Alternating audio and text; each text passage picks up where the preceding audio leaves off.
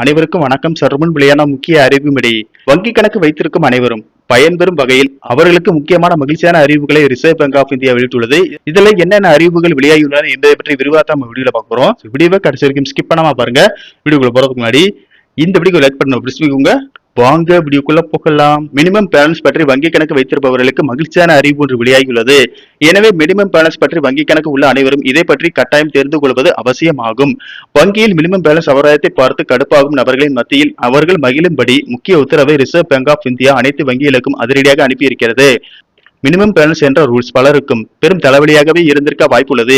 ரூபாய் 1000 பணத்தை அப்படியே வைத்துவிட்டு பல மாதங்கள் கழித்து பின்பு எடுக்க சென்றால் அது முழுவதும் இருக்காது. சிறிது விவரம் தெரிந்தவர்களுக்கு மினிமம் பேலன்ஸ் அபராதம் போட்டு விட்டார்கள் என்று தெரிந்துவிடும். ஆனால் அதை பற்றி அறியாத சாதாரண மக்கள் அந்த பணம் எங்கே போய்விட்டது என்று நினைத்து கவலையடைகின்றனர்.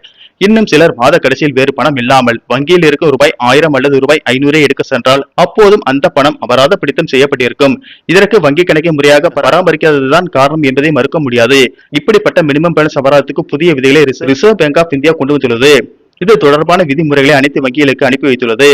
இந்த புதிய விதிமுறைகளின்படி 2 ஆண்டுகளுக்கு மேலாக எந்த ஒரு பண பரிவர்த்தனையும் செய்யாத வங்கி கணக்குகளில் இருந்து எந்தவித மினிமம் பேலன்ஸ் அபராதமும் வசூலிக்கப்படக்கூடாது. ஏனென்றால் அந்த வங்கி கணக்குகள் செயலற்ற கணக்குகளாக எடுத்துக் கொள்ளப்பட வேண்டும்.